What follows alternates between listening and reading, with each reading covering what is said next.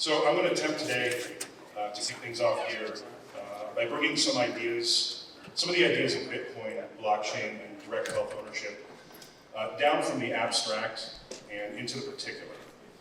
My aim is to provide a few visceral examples that may convince or perhaps solidify the idea that these technologies are incredibly important and very much worth your time and your effort.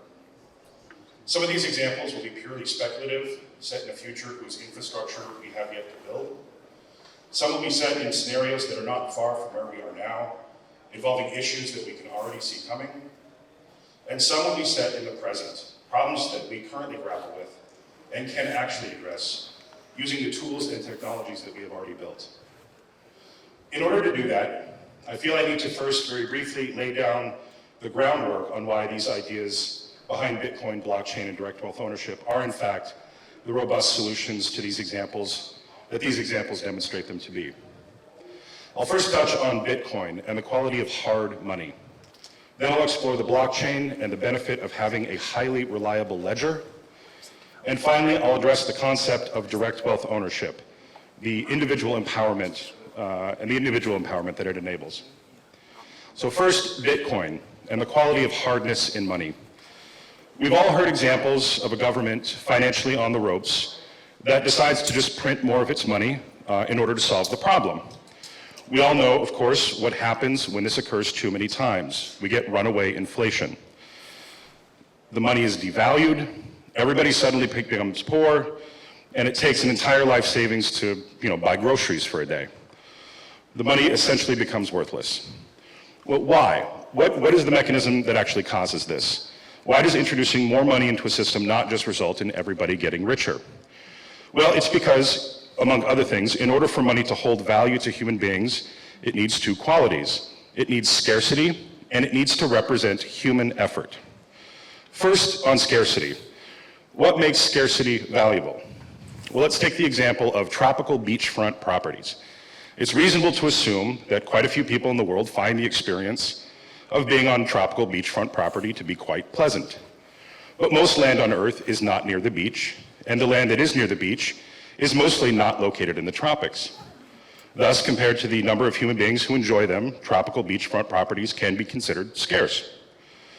Now, imagine if we, in our benevolence, suddenly found a way to transform the Earth so that all of the land existed as a string of tiny islands ringing the equator. The effect would be, aside from thoroughly annoying the people who do not enjoy tropical beaches, that tropical beachfront property would no longer be scarce, and it would not hold the value to us that it does today. It may still be pleasant, but nobody's going to pay top dollar when tropical beachfront is everywhere. Although, to be sure, we as humans would definitely find some way to determine which islands were better and mark them up accordingly. The second quality that money needs is to represent human effort. This is, in my experience, the less talked about quality of money, but a necessary one nonetheless. Human effort is the thing that human beings trade for value. It is in his effort that the farmer trades in growing and storing of wheat, the pickling of vegetables, the curing of meat, in order to reap the value and being able to eat, trade, and sell during the winter months. It is in the wheat, the pickled vegetables, and the bacon in which his value of his effort is stored. The money he receives when he sells his bacon recognizes and represents his efforts, and when he goes to spend that money, the person who receives it can be confident that the marker represents value. This is not the case when a government just prints money. There's no effort, therefore there's no value. Scarcity and the representation of human effort are two of the fundamental reasons why gold has been the de facto money for human beings for so long. It is relatively scarce, and it requires enough human effort to pull it out of the ground that most people will find some easier way to create value for themselves, like our farmer. This means that the amount of new gold that is pulled out of the ground every year, usually about 2% of the existing supply, is not enough to disrupt the scarcity of gold, and so it does not devalue. Unlike the government that just prints money. Nobody can just print more gold than is already in circulation. The future of mining asteroids notwithstanding. Well, that's another talk. So people often ask what a currency is backed by. For the US dollar, like many currencies, it was once gold. I think an argument can be made now that the dollar is backed up by our overwhelming military force, but again, another topic for another time. But what of gold? What is gold backed by? Most people would say nothing. Gold is just gold. But in truth, gold is in fact backed up by the original effort of the miners who dug it out of the ground, both old and new. This is worth contemplating next time you're holding some gold. So what then is Bitcoin backed by? Is it backed by gold or the dollar or what? In truth, just like gold, Bitcoin is backed by the effort that human beings put into mining it. And though these two terms, mining, mean vastly different things in terms of mining Bitcoin and mining gold, the thing that they both have in common is effort. I'm sure there's going to be plenty of coverage on how Bitcoin mining works in the other talks, so I'll skip the details for now. For those who are interested in learning more about Bitcoin and hard money, though, I recommend a book called The Bitcoin Standard by Saifuddin Ammous. I really cannot recommend it enough. It's a fantastic book. So we've talked about Bitcoin and the concept of hard money. Now let's talk about blockchain, our reliable ledger.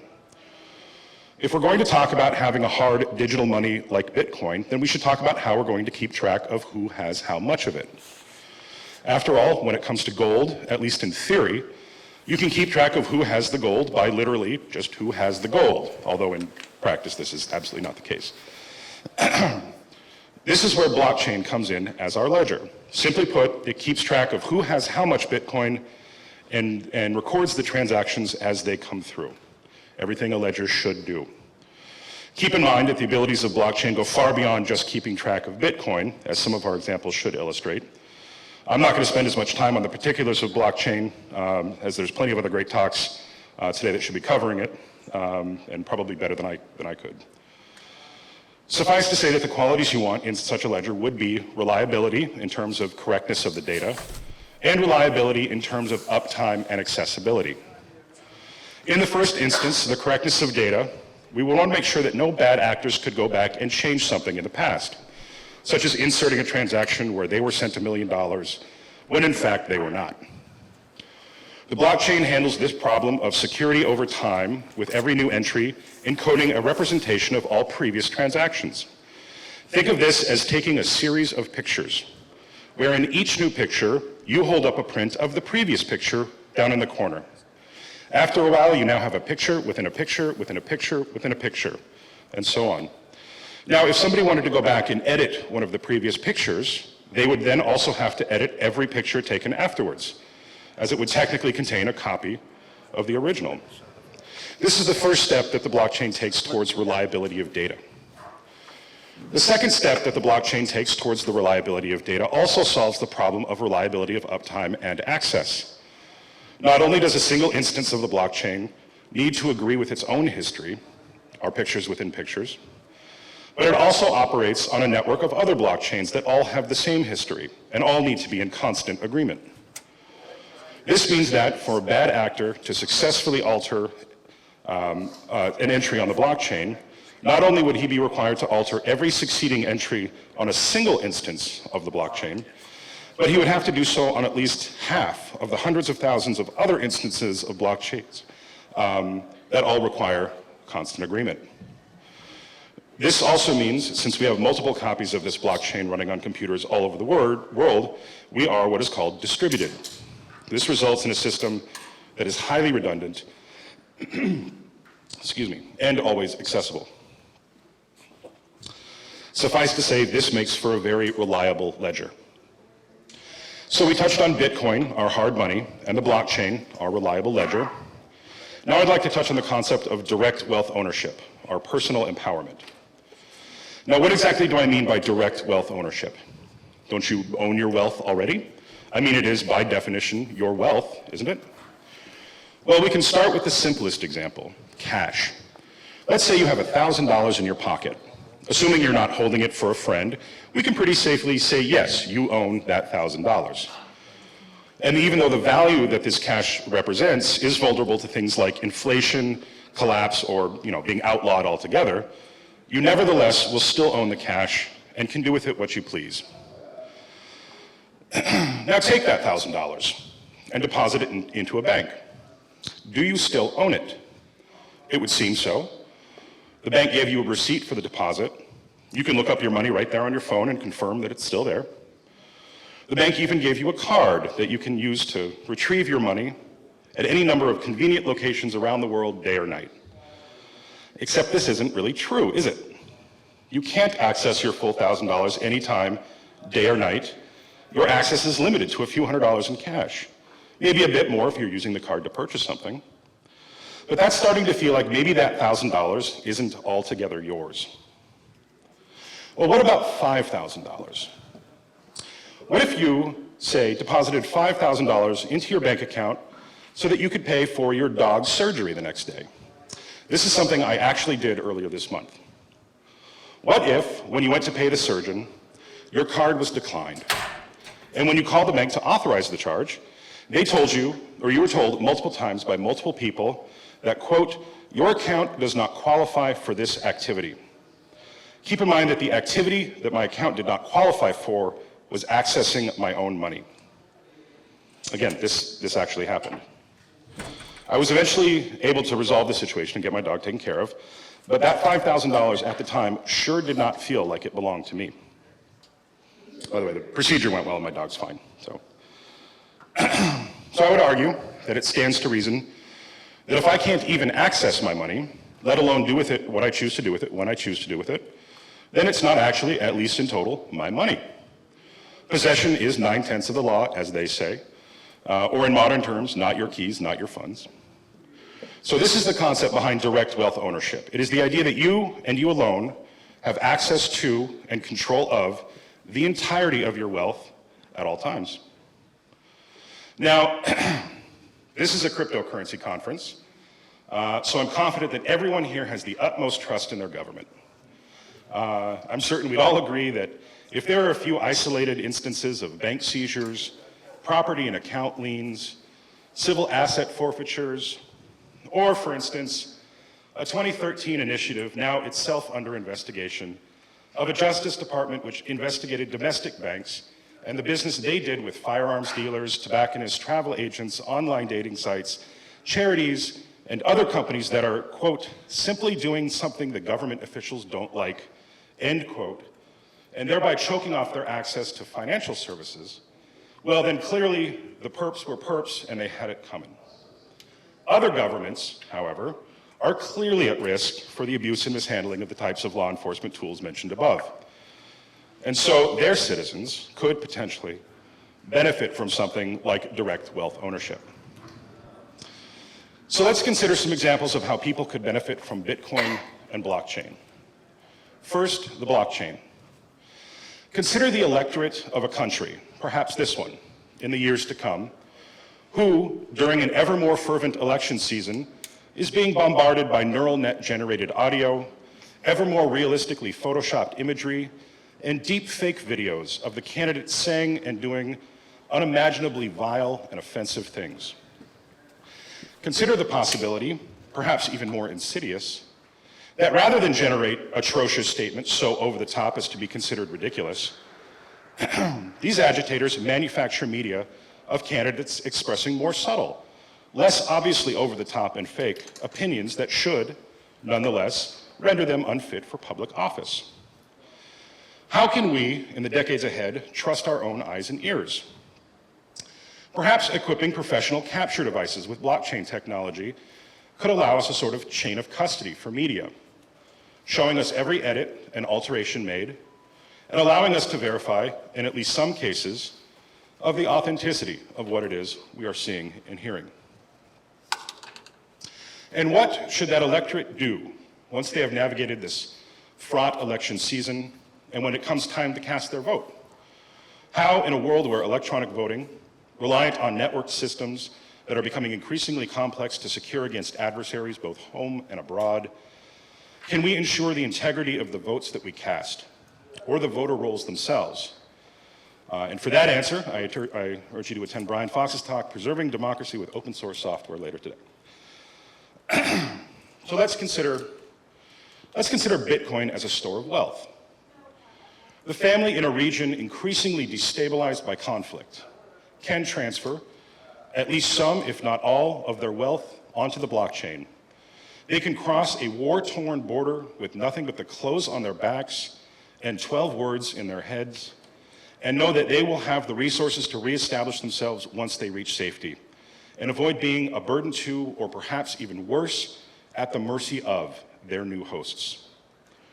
The citizens of another country, which has started down the pathway of runaway inflation, can begin accepting Bitcoin as an alternative payment for the services that they provide, for the chairs that they build, and for the food that they grow, maintaining a means to capture the wealth of their own efforts and avert a total destruction of all wealth brought on by a greedy, corrupt, or merely inept government. The dissident author who lives in an increasingly authoritarian state can sell and distribute his politically charged works online, allowing not only a way for him to earn an income and to continue to wield his pen against tyranny, but also protecting the anonymity of his readers, who might otherwise run afoul of an oppressive and watchful regime. Now, I joked about government earlier, and these examples of government instability and overreach may seem extreme or even hyperbolic to us today on this campus, on this town, in this country.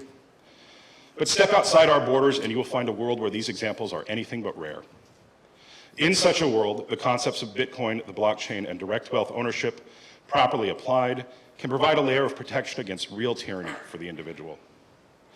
But we do not need to travel the globe to find examples of these concepts applied.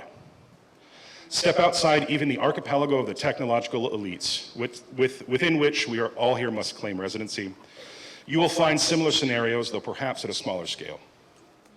Perhaps the small shop owner who was mistakenly targeted by an outraged mob, and let us be honest about the rarity of a mob outraged but unmistaken, gets ousted from her payment processors, lest they themselves draw ire. She can still function as a business by now accepting Bitcoin, a payment gateway whose use is not subject to flighty opinions of middlemen. Perhaps the scrappy young band touring the country by car or van, who has yet to build an infrastructure around their act, and who drives from city to city, playing gigs for cash, can secure their financial progress by buying Bitcoin along the way, ensuring that their money is no longer vulnerable to civil asset forfeiture when visiting counties with less than scrupulous law enforcement. Perhaps even those in this room, the early adopters who, wearied by the burden of material goods, decide that this year, finally, they're going to give experiences instead of stuff for the holidays, and thus send $100 worth of crypto to those friends and family who are endlessly talking about, quote, that Bitcoin thing, end quote, in the hopes that now, having some actual skin in the game, they'll go learn about it on their own and leave you be. In all seriousness, no, Bitcoin and blockchain technologies unlock the right to direct wealth ownership for all people. And it is this right to direct wealth ownership that is a significant bulwark against the unjust impediment, confiscation, corruption, and destruction of an individual's wealth by corporate, governmental, or criminal entities worldwide. Having the right to choose when and in what manner personal wealth is used, unencumbered by external forces, frees the individual to choose the maximal moral path according to their own beliefs. A world of direct wealth ownership opens up possibilities and innovations that were previously unthinkable within old systems. If you unlock the financial sovereignty of the individual, you unlock the global potential therein. The ideas around Bitcoin, the blockchain, and direct wealth ownership cannot and should not be limited to the archipelago of technological elites. For the greater the numbers who adopt these inventions and these concepts, the greater the reward will be for those who facilitated that adoption. In fact, such is, I believe, the resilient nature of these ideas, that they can only truly thrive and fulfill their telos outside of this environment, amongst the masses. And it is by design built into the very code of this technology itself, the means to incentivize such expansion. This is not some false or distorted generation of value.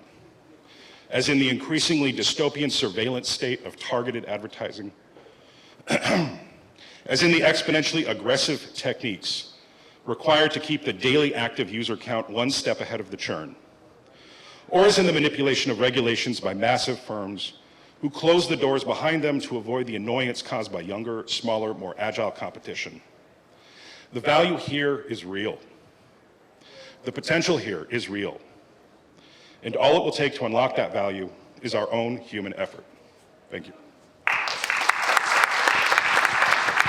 Thank you very much, Kevin. Really great. We have 5 minutes for Q&A. In case you guys want to ask something to Kevin. Yes, we have a mic.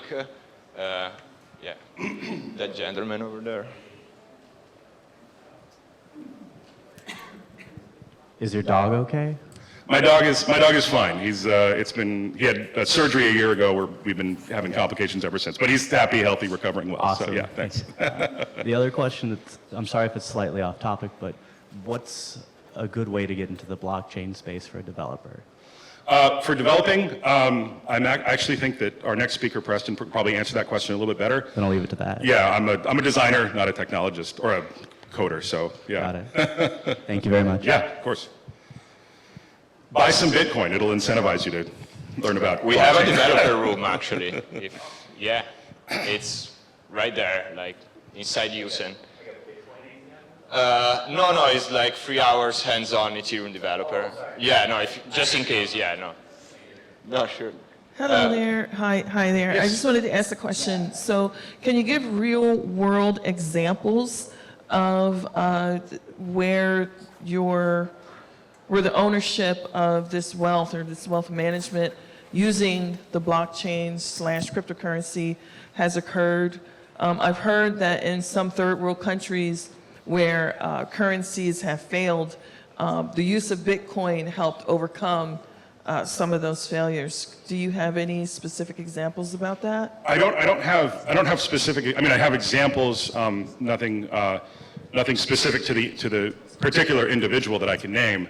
But I do know that I can give you examples of things like civil asset forfeiture and that sort of thing that occurs here, where something like blockchain or Bitcoin, that sort of thing can prevent that sort of that confiscation. Yeah, I don't know anybody particularly, but the examples are, yeah, the ones that I listed I think should be pretty good. Yes.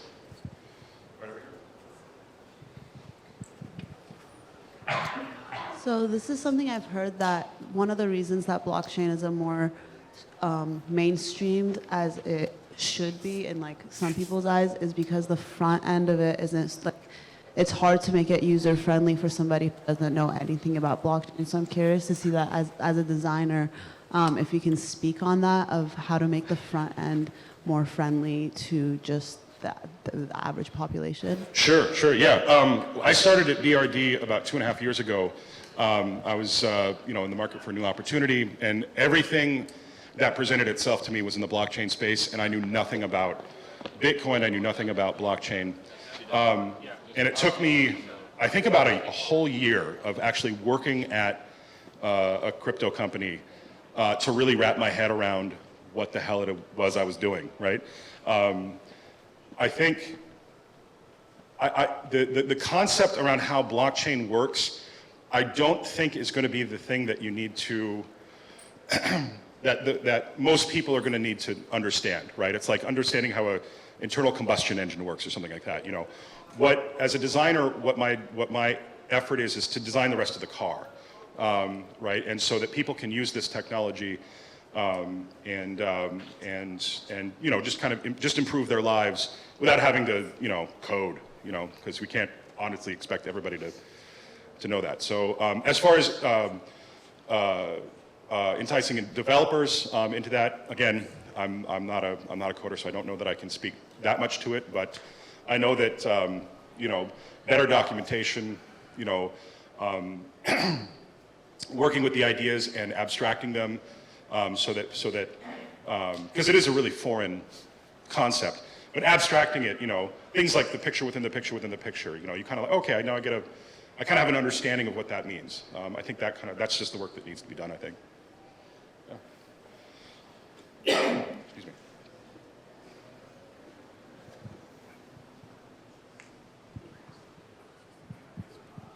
So you've spoken a lot about Bitcoin, which its value fluctuates with the market. So if someone were to store the value of their labor in Bitcoin and the market drops, their labor value has been decreased.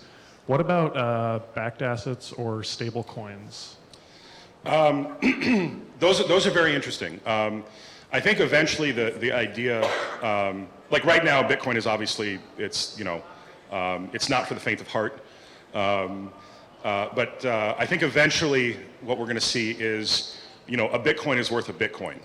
You know, maybe that's 50 years down the line, I don't know.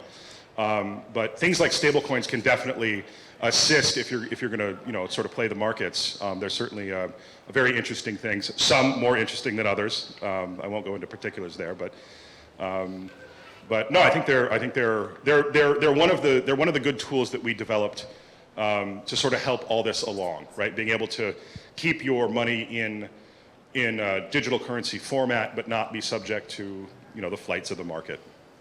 Yeah. Thank you. Yeah. I have a question for you. Sure. Okay? How important do you think is user interface and design in mass adoption? Well, as a designer, I don't think it's important at all.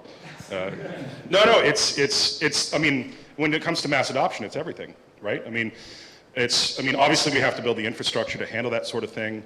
You know, Bitcoin is probably never going to be the thing that you use to buy a Coke at the corner market.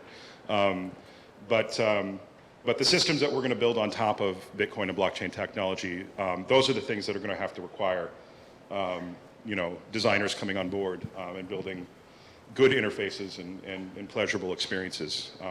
And that was really the mandate of BRD. That's why we were founded. You know, our founder just got sick and tired of, you know, shitty wallets, basically. And he wanted just something easy to use, and that was the whole point. Not to, you know, be a company shill or anything, but that is why I'm Makes here. sense. So. Thank you very much, Kevin. Awesome. Give it up for Kevin, guys. Thanks so much, guys.